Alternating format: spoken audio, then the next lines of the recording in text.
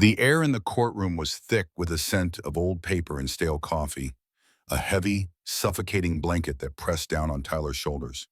At 17, he felt small, a boy in a man's suit, his tie a knot of impending doom around his throat. He kept his gaze fixed on the mahogany table in front of him, tracing the worn grain with his index finger, as if the pattern held the answers to the impossible questions that had brought them all here. To his right, Mary, barely 18, stood with her hands clasped so tightly they were bone white. Her eyes, usually so bright and full of life, were downcast, shadowed by a quiet fear he had never seen there before. The judge, a man with a tired face and a deep, resonant voice, began to speak.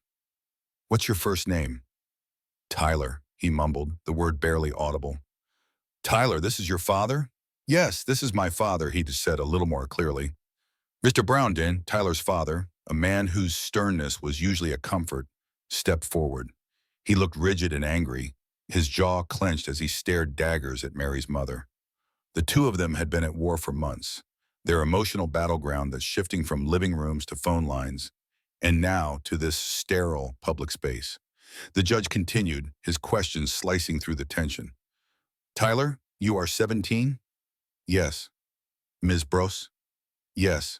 Mary's voice was a whisper, a stark contrast to the fierce passion he remembered. "You are 18? "Yes, I am." The judge gestured to Mary's mother. "Is this your mom?" "Yeah, that's my mom." "Would you step up here, please?" Tyler watched the two parents step up, one with righteous fury, the other with a brittle kind of pride.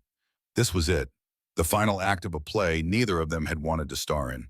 The judge cut to the chase, his words sharp and unforgiving. "There are two things at issue in this case. One is the return of an engagement ring, and the second involves legal fees that the plaintiff says that he was forced to incur when you tried to put his baby up for adoption. Is that correct, sir?" A flicker of raw pain crossed Mary's face. Tyler's father answered, his voice a low, furious growl. "Yes, when she tried to put our baby up for adoption, Your Honor. Yes."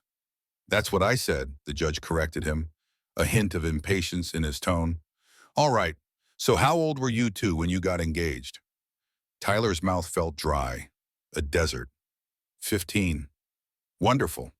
The judge's humming response was a single note of bitter irony that hung in the air. He had first seen her in the school library. She was sitting by a window, the late afternoon sun turning her hair into a halo of gold. She was reading The Great Gatsby and giggled at something on a prim, a sound so effortless and pure it made something in his chest ache. Tyler had always been a quiet kid, more comfortable with the static of his video games than the buzzing chaos of high school. But Mary was different. She was a force of nature, all laughter and bold ideas, and a kindness that seemed to wrap around him, protecting him from the world. Their love story began with shared homework sessions and whispered jokes, then blossomed in the hushed intimacy of a stolen moment in the school courtyard. He was 15, and his world had been black and white, but Mary painted it in vibrant, impossible colors. They spent their days talking about everything and nothing, about the future, about leaving this small town, about the books they loved, and the music that made their hearts beat a little faster. Their hopes were simple and grand all at once. They would move to a big city, maybe New York or Chicago, and Mary would be an artist, her abstract paintings filling galleries. Tyler would write code, building new worlds for people to explore. They would have a tiny apartment, a dog named Gatsby, and they would be free. He remembered the night he gave her the ring, a modest silver band he'd saved up for by mowing lawns all summer. They were sitting on the roof of his house, the stars so close they felt like confetti. He'd fumbled with the small box, his hands shaking, and Mary had just smiled, a soft, understanding look in her eyes. "It's a promise," he'd said, his voice thick with emotion. "A promise we'll always have this. Us."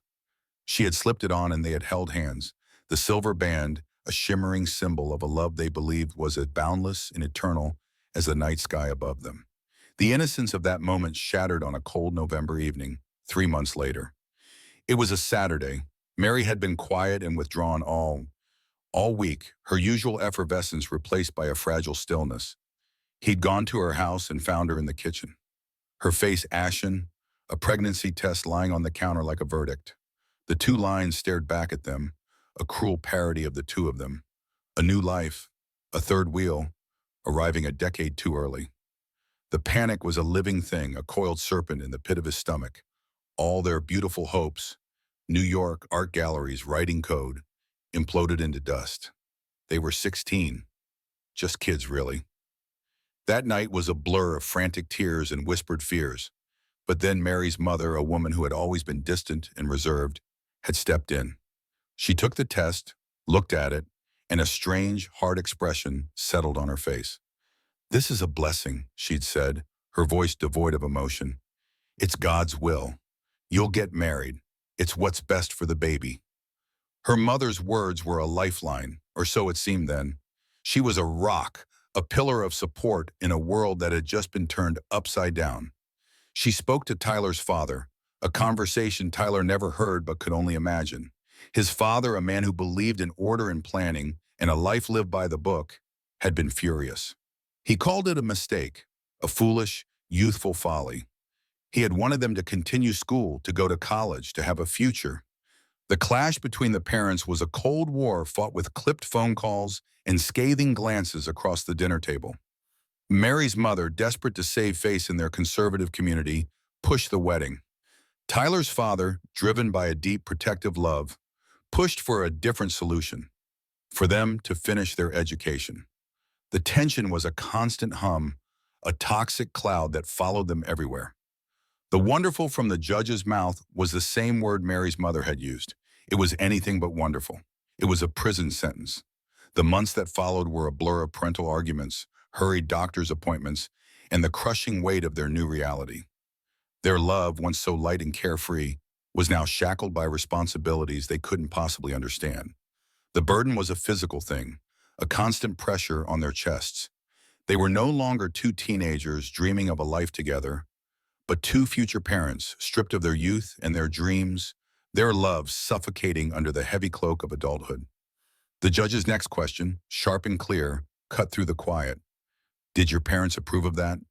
Mary was about to say no, to confess the truth of their private misery, but her mother's hand shot out and squeezed her shoulder. A subtle, punishing warning. Tyler saw it. The lie, the continued charade of a happy family. He couldn't take it anymore. "No," he said, the word of defiance. "Her parents didn't." "Yes, they did, Your Honor," Mary's mother chimed in, her voice dripping with manufactured sweetness. "As a matter of fact, her mom was the one who was encouraging us to get married. She thought it would be in our best interest because Mary was pregnant, and our intentions were to stay together."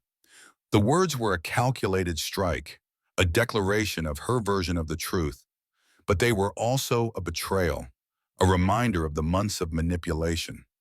Tyler's father, his face a mask of cold fury, stepped forward. "When you were 15, the judge repeated, a flicker of something he couldn't name in his eyes.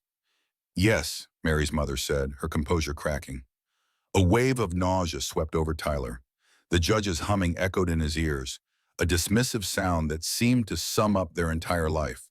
They were a joke, a tragedy, a spectacle for a tired man to judge. He felt 1,000 eyes on them, the collective gaze of the public, the law and society, all whispering the same thing. They are just kids who made a mistake.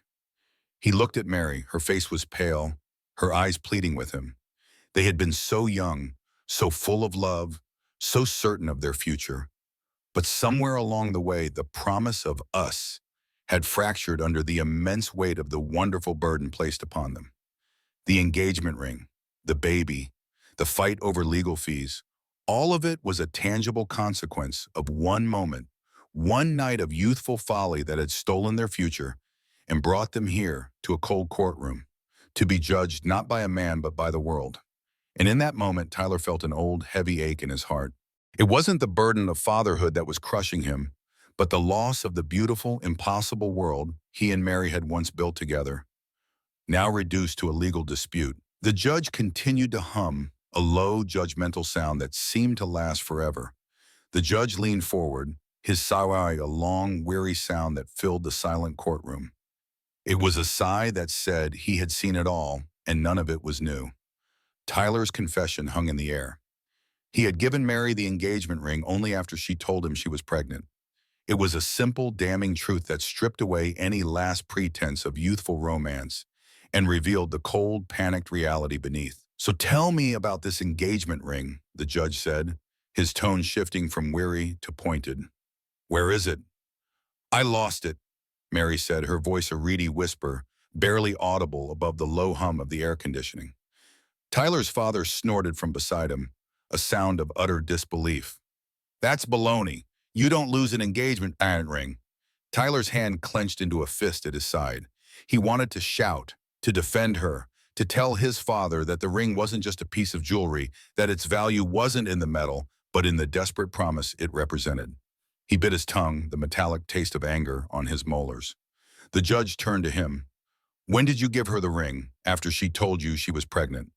"Yes, it was right just about a few weeks after she was pregnant, Your Honor." The words came out flat and lifeless, the way they had practiced them with his father's lawyer. "Do you have a bill for it?" Tyler's father, ever the pragmatist, had the receipt ready. The man's movements were sharp, precise, as he handed the small slip of paper to the bailiff. Tyler watched it pass from his father's hand to the judge's, a testament to a transaction he had made out of love and fear, now reduced to evidence. The memory of buying the ring was still so vivid. It was a Tuesday night, late. Mary had just left his house after telling him the news, leaving a vacuum of silence in her wake. He had felt the world shrinking, his future collapsing into a tiny, terrifying point. He was a kid still, and the weight of what they were facing was too heavy to carry alone. He had to show her he wasn't going anywhere. He had to show himself. He'd driven his father's car, a clunky old minivan, to the 24-hour Walmart. The fluorescent lights of the store were a cruel, harsh glare. I hear the soft glow of his room. The jewelry section was a small glass case near the front of the store, a lonely outpost of promised glamour, surrounded by checkout aisles and candy racks. He had stared at the cheap rings, the cubic zirconia catching the light, and his heart had ached. He couldn't afford anything real, anything that would truly signify the weight of the promise he was making. But he needed something. He settled on a simple silver-tone band with a small, unpretentious stone. The price tag read $239. It felt like a fortune, every dollar of his summer earnings funneled into this small, fragile object. He handed the cashier the money, his hands shaking, and tucked the small velvet box into his pocket. It felt like a secret, a heavy truth he was carrying, a counter-argument to the fear that whispered he should run. When he gave it to her a few weeks later, they were sitting in her bedroom. The parents were in the living room, their voices a low, angry murmur. There was no grand gesture, no speech, only the shared fear and the quiet understanding that they were in this together. He just took her hand, the one that wasn't covering her stomach, and slid the ring on her finger. "This is a promise," he'd said, his voice raw with emotion. "It's a promise to be here. For you, for the baby.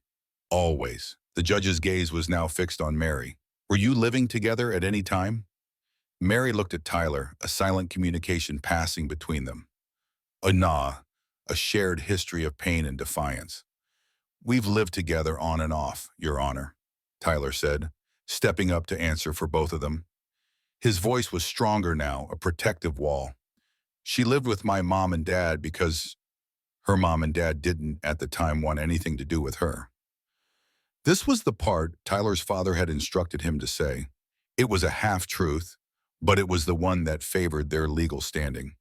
But Tyler couldn't stop there. The full story was the only one worth telling. He took a deep breath. She divorced her parents. She got legally emancipated.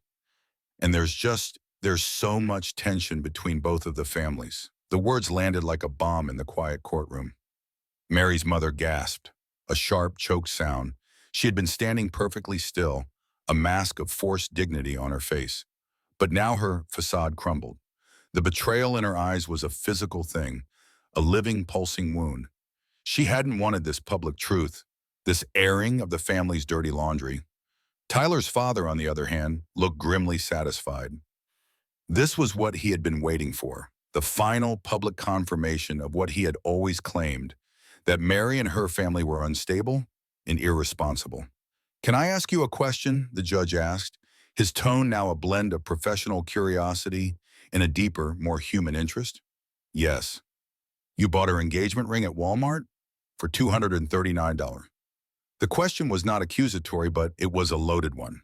It was a question that questioned their judgment, their maturity, their understanding of the very concepts they were trying to embody.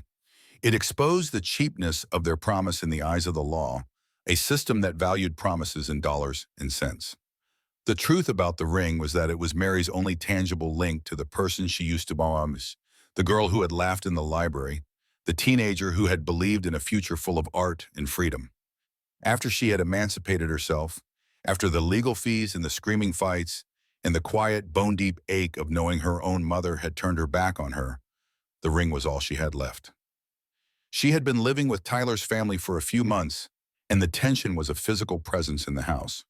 Tyler's father, a man who believed in order, saw Mary as an interruption to the natural flow of life, a problem to be solved.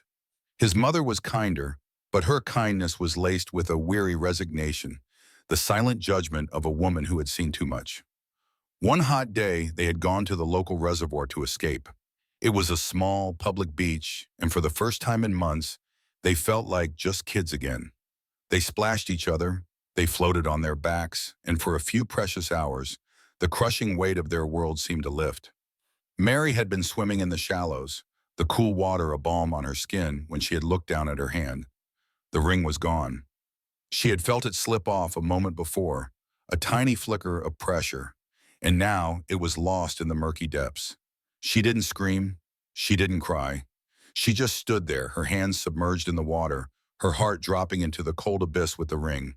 The cheap, silver-toned promise, the symbol of their desperate fight, was gone. She looked at Tyler, who was wading toward her, a smile on his face. She couldn't bring herself to tell him. It felt like a bad omen. It felt like the universe had just decided for them. The memory was a sharp, clear pain in her chest. She had gone back to the reservoir every day for a week, sifting through the mud and the sand, her hands raw, her hope dwindling with every handful of dirt. But it was gone. The courtroom was a battlefield, and the judge's question about the ring was the first shot. Mary's mother, her face a mask of wounded pride, glared at Tyler. He told her to emancipate herself. He filled her head with ice, she hissed, loud enough for everyone to hear. She's a minor. She can't do that on her own, Tyler's father retorted, stepping forward. That's what she wants you to believe. She's trying to make my son a fool, Your Honor. The courtroom erupted into a chaotic symphony of accusations. Tyler's father accused Mary's mother of trying to force a marriage for the sake of appearances. Mary's mother accused Tyler's father of turning her daughter against her. And in the middle of it all, two teenagers stood, their hands clenched, their faces pale, watching their lives become a public spectacle. The world was judging them, not for their love, but for their messy, imperfect attempt at building a life. The parents, in their frantic desire to protect their own reputations and agendas, were tearing them apart. Tyler looked at Mary. Her face was a picture of silent suffering. They were trapped, a tiny island of love in a storm of adult rage. The ring, the baby, the emancipation, it was all so much bigger than they were. The parents were not fighting for them, but for their own pride. Tyler saw it so clearly. His father, a man who had built his life on a foundation of hard work and stability, saw his son's choices as a direct attack on everything he believed in. Mary's mother, a woman who valued appearances above all else, saw her daughter's choices as a public shaming. They had loved each other so simply, so purely, back when their world was confined to quiet library corners and hushed phone calls. Now their love was on trial, its worth measured by a judge's questions and a Walmart receipt. The weight of it all was crushing. The love and the hope they had shared, the promise of a future, had been lost long before the ring. It had been lost in the frantic silence after the pregnancy test, in the coldness of their parents' gazes, and in the bitter accusation of a courtroom battle. Yet, standing there together, facing the judge and the fury of their families, a new promise was born. It was not one of gold or silver, but of survival. They would get through this, not for their parents, but for themselves and for the new life they were trying to protect. The judge's gaze was fixed on Tyler, his expression unreadable. Okay, he said, the single word a punctuation mark to the tense silence that had followed the revelation about the Walmart ring. Now these legal fees, tell me about them.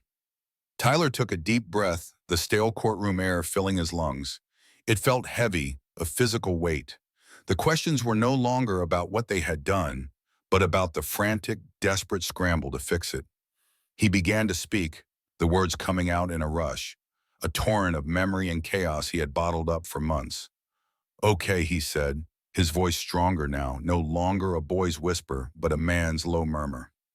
Mary decided before, not very long before she was due to deliver Tyler Jr., our son, she decided that she doesn't want to be a mom. She decides that she wants to give the baby up for adoption, that she's not ready for this at the time. The silence that followed was different this time. It wasn't a silence of judgment, but one of comprehension. It was the moment the courtroom, the judge, and even his own father began to understand the true terror that had been brewing behind the scenes. The panic had set in slowly like a creeping cold. The weeks that followed their fight and Mary's emancipation had been filled with a brittle, false peace. She had moved into Tyler's home, a ghost in the house he had grown up in.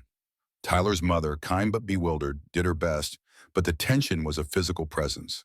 Mary's body was changing, growing, a constant, unavoidable reminder of the life inside her. But her mind was miles away, retreating into a quiet, terrified space Tyler couldn't reach. One night she had sat on his bed, her hands wrapped around her swollen stomach, and just started to cry, a quiet, hopeless sound. "I can't do this," she had whispered, the words a confession and a plea all at once. "I'm not ready. I can't." She had talked about her dreams, about art school and a life of travel, dreams that felt like a lifetime ago. The baby inside her was a crushing weight on her soul, a cruel joke played by the universe. Her fear wasn't selfish. It was raw, primal terror. She was a child herself, and the thought of being responsible for another human being was simply too much to bear. The word adoption came from her lips like a curse and a blessing at the same time. It was a way out, a way to breathe again, a way to save herself. For Tyler, it was a gut punch. He had never considered it. This wasn't just a baby. It was their son. It was TJ. His son. He had already given his heart to this unborn life, had made a promise to this tiny human he had never met. The idea of letting him go, of giving him up to strangers, was a betrayal he couldn't comprehend. The days that followed were a blur of frantic, panicked energy.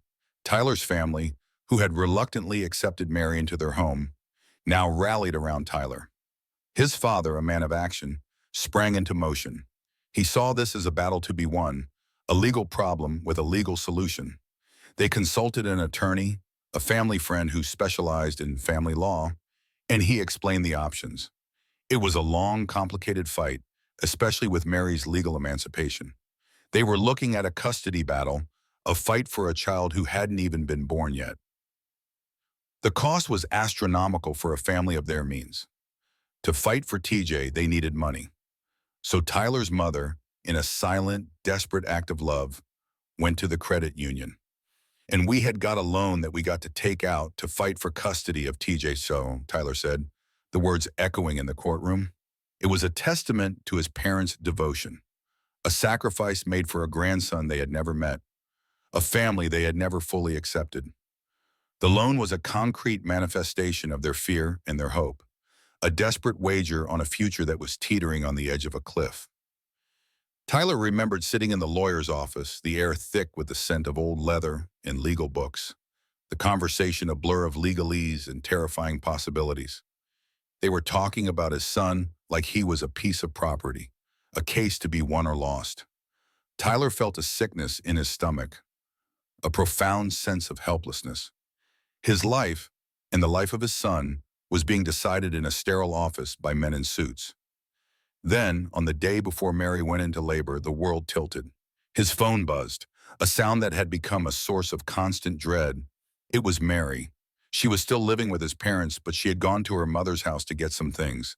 She was sobbing, the sounds distorted by static. Her father, furious about her emancipation and the public airing of their family's problems, had turned violent. He, he hit me, she gasped through sobs. I need to come back. I want to come back. In that moment, everything, the legal fees, the adoption plan, the family feuds, vanished. All Tyler could hear was the raw terror in her voice, the sound of a girl who had no one and nowhere left to go. The rational part of him, the part that had been planning a custody battle, dissolved. He didn't know what to do, didn't have a plan. All he knew was that she was in trouble and she was carrying his son. So I said, okay, he told the judge, the memory still fresh. Because, in my mind, I didn't know what to do. We had already made all these arrangements and stuff. He drove to her mother's house, his heart pounding a frantic rhythm against his ribs. He found Mary huddled on the porch, a small bag clutched in her hands, her face bruised and her eyes wide with shock. He didn't say a word, just wrapped his arms around her and held her tight. She came back to the house, a different person than the one who had left. She was no longer fighting the world. She was just a girl who was hurt and scared, and she was home. That night, the quiet of the house was shattered by Mary's first scream. The contractions had begun. Everything moved at a dizzying pace. The drive to the hospital, a chaotic blur of panicked words and silent, agonizing pain. Tyler held her hand the whole way, his grip so tight his knuckles were white. The hospital was a new kind of terror. The bright lights, the beeping machines, the quiet urgency of the nurses. Tyler was a bystander, a helpless witness to a miracle he couldn't possibly understand. He watched Mary, his tiny, fragile Mary, transformed by a strength he had never seen before. She was no longer a child. She was a woman fighting to bring her baby into the world. He stayed by her side, holding her hand, wiping the sweat from her brow, his voice a constant, soothing murmur in her ear. You can do this. You're so strong. We're here. I'm here. He remembered the moment the world stopped.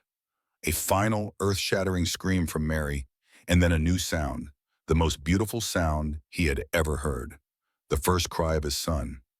The doctors laid the baby on Mary's chest, and for the first time, Tyler saw him.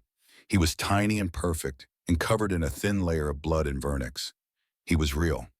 He had a full head of dark hair, and he was screaming, a loud, clear declaration of his existence. Tyler's heart swelled, a powerful, overwhelming force that knocked the air from his lungs. In that moment, the loans, the lawyers, the family drama, and all of it faded into nothingness. The only thing that mattered was the three of them, a new family forged in fear and chaos, now made whole by a tiny, perfect life. I was at the hospital with her and stayed with her the whole time while she was in the hospital and didn't leave until she left, he told the judge, the words now imbued with a deep, quiet pride. Tyler's story hung in the air, a final, poignant piece of the puzzle. The judge's face was unreadable, but his humming had stopped. It was a silence that spoke louder than any words. The courtroom felt different now. The tension was still there, but it had shifted. It was no longer a battle of wills, but a quiet reckoning with the terrible, beautiful mess of a life they had made. At that time, she'd come back with us and lived with my mom and dad at that time, Tyler continued, bringing the narrative back to the present. He was so close to the end now. So what I have is the attorney fees that we had borrowed was $1,500, but we no longer needed those for attorney fees because I didn't need the attorney anymore. So me and Mary kept the money to buy stuff that we needed for TJ and stuff when he was first born. Like, the judge held up a hand, cutting him off. The moment of empathy was over. He was a judge, and this was a legal matter. Just a second, he said, his voice flat. How much did you pay the lawyer? Not the loan. How much did you actually pay the lawyer? The question was a bucket of cold water. Tyler's mind raced. The lawyer had never actually been retained. The call had come the day before. Everything had been a rush. I never actually retained him because it happened within just a few days. The judge nodded, a slow, deliberate movement. The humanity was gone from his face, replaced by a cold, procedural mask. The story, the pain, the triumph, it was all just a matter of dollars and cents.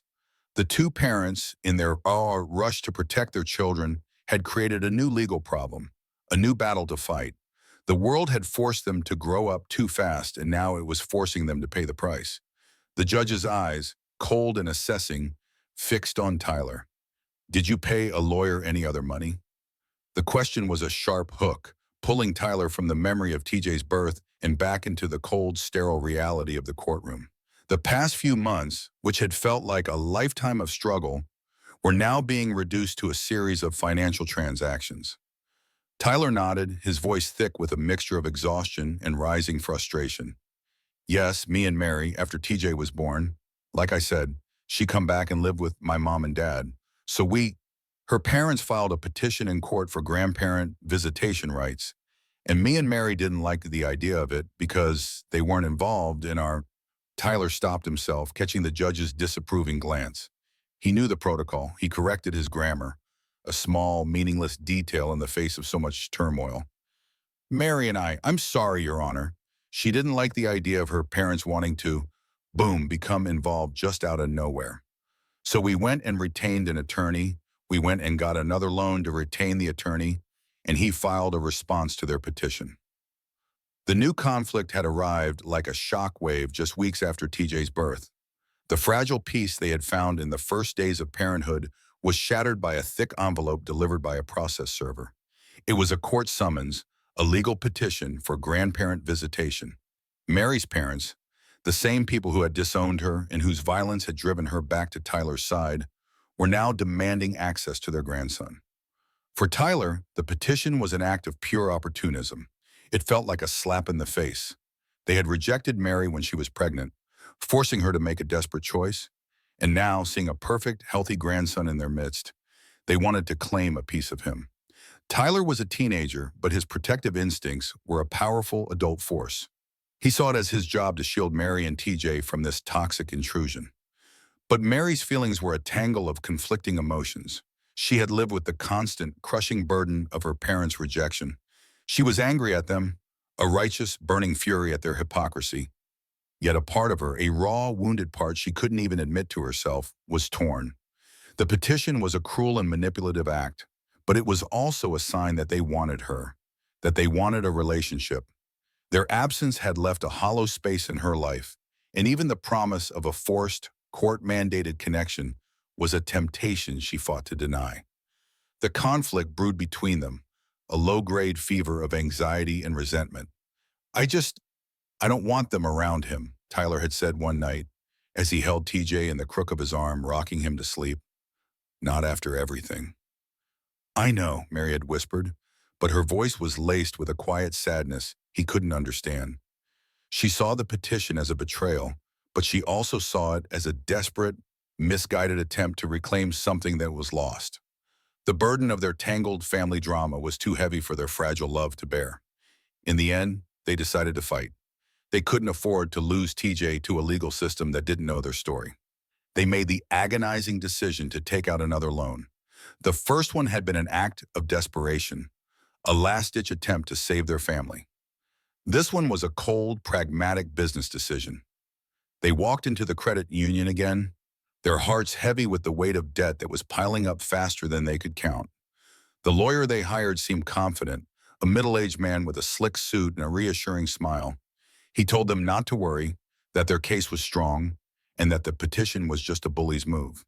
He filed their response, and Tyler and Mary felt a sense of relief, a brief, fleeting moment of hope that maybe, just maybe, the legal system would be on their side. "So what happened with the lawsuit over grandparent visitation?"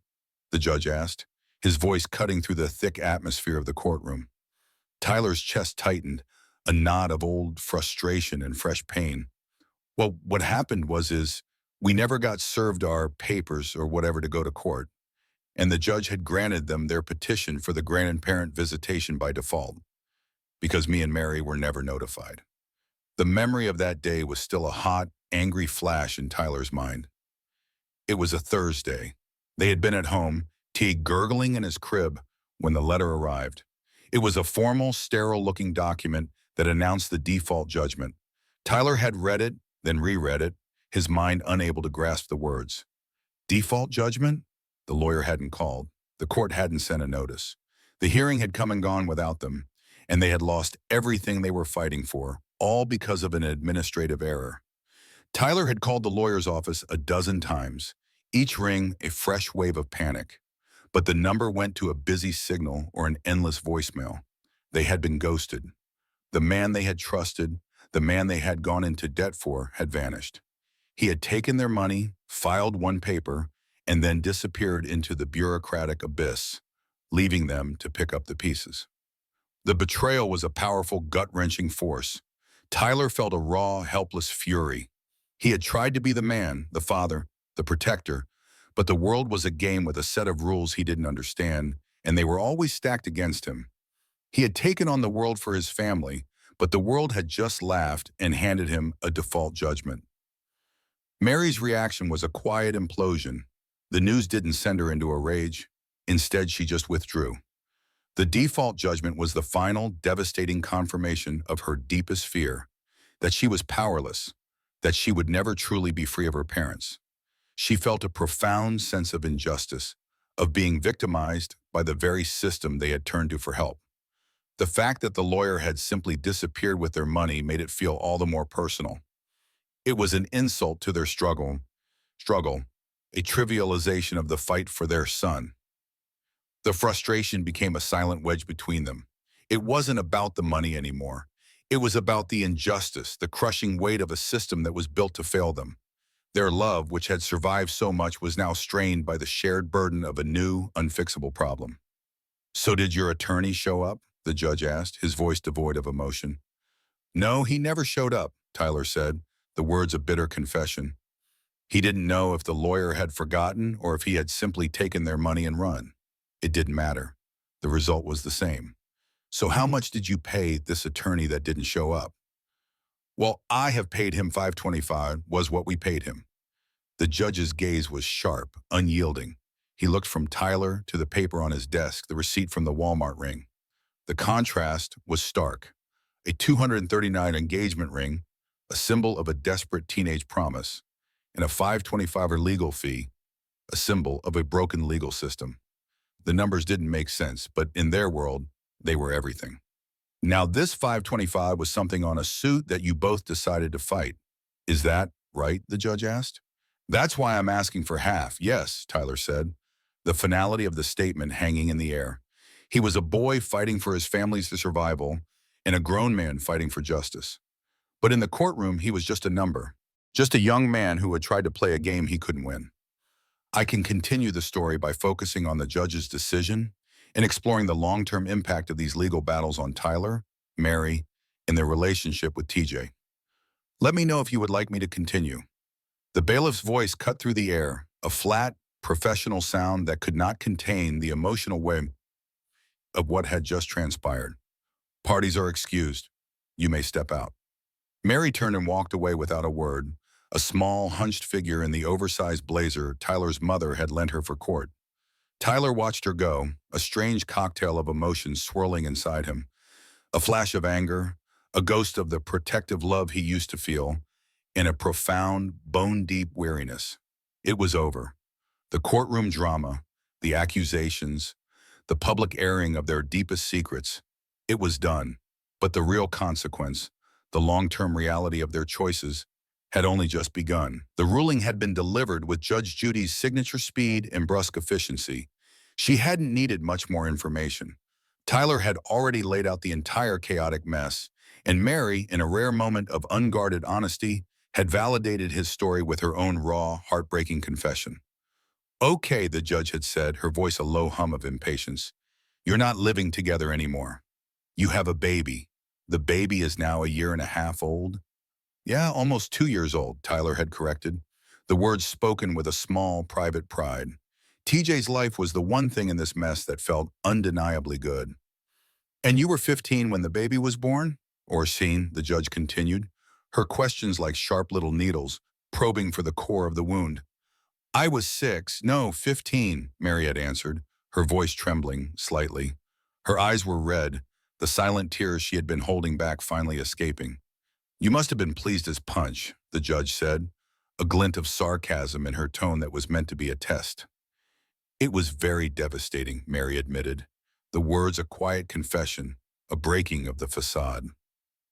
The judge had moved on to the ring, the tangible symbol of their first foolish promise.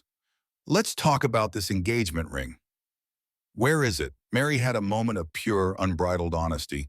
She didn't try to lie this time. Didn't try to pretend. She was too tired for it. I seriously don't know. I was swimming one day and 'cause me and my mom and dad go. My mom and I and my dad go to the lake and we have a boat and everything. And we went boating one day and I water ski, and it fell off, I guess. I don't know. The story came out in a rush, a clumsy mix of truth and deflection. She was no longer trying to protect herself. She was just trying to get through it. But the judge's focus shifted to the real issue at hand, the money. Okay, now tell me about these legal fees. Did you and this young man decide to fight your parents' requests to visit with the baby? Yeah, we did. Why? Mary had no answer ready, no prepared legal argument. She just looked at the judge, her shoulders slumping in defeat. I don't know. I really don't know anymore. The words were a profound admission of her own immaturity, of the raw panic that had driven her actions. You don't feel that way anymore? The judge asked. And then the moment that had changed everything. Mary looked at Tyler, a long, quiet glance filled with regret and understanding. She saw the exhaustion in his eyes, the deep-seated weariness of a boy who had been forced to be a man, and she knew she couldn't lie. She couldn't pretend. No, of course not. I don't. I know I made a mistake. I know I made a mistake. I know that. I just panicked, basically. I'm sure if you had a kid at 15, you'd panic and stuff. It just scared me a lot. The judge had listened to her, the sharp edges of her face softening just a fraction. It was more than panic, she knew. It was the terrifying reality of a world that had moved too fast, a life that had arrived too soon. But Mary's admission, her quiet, honest plea, was enough. It was enough to close the chapter on the legal battles and move on to the practicalities. The judge's final words were sharp and to the point. $262.50 for the plaintiff.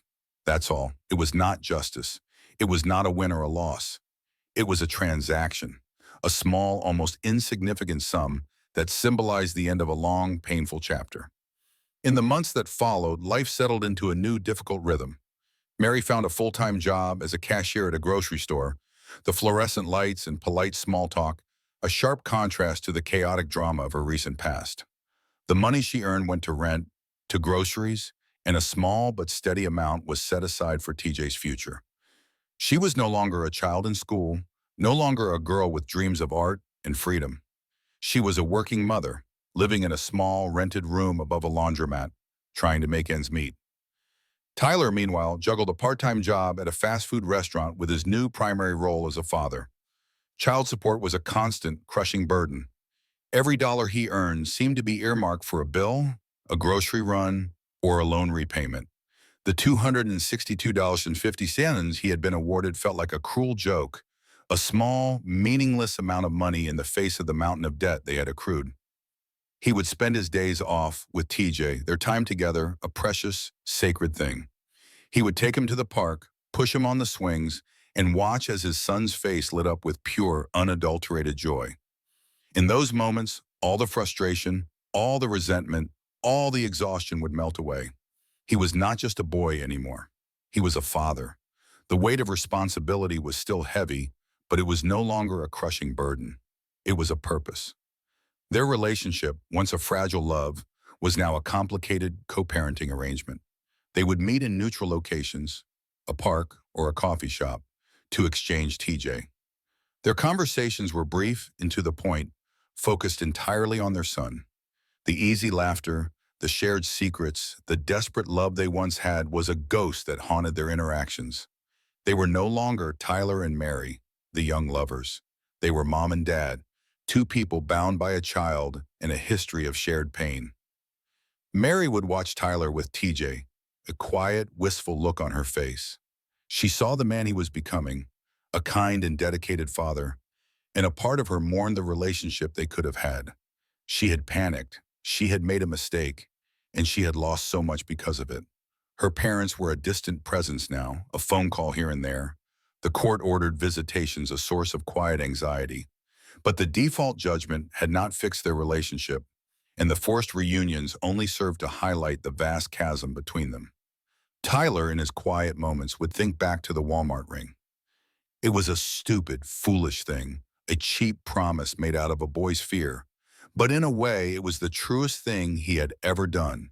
It was the moment he decided to stay, to fight, to become a man.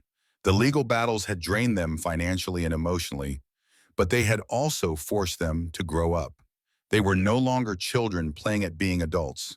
They were adults, and the game was a matter of survival. They were still so young, barely in their late teens.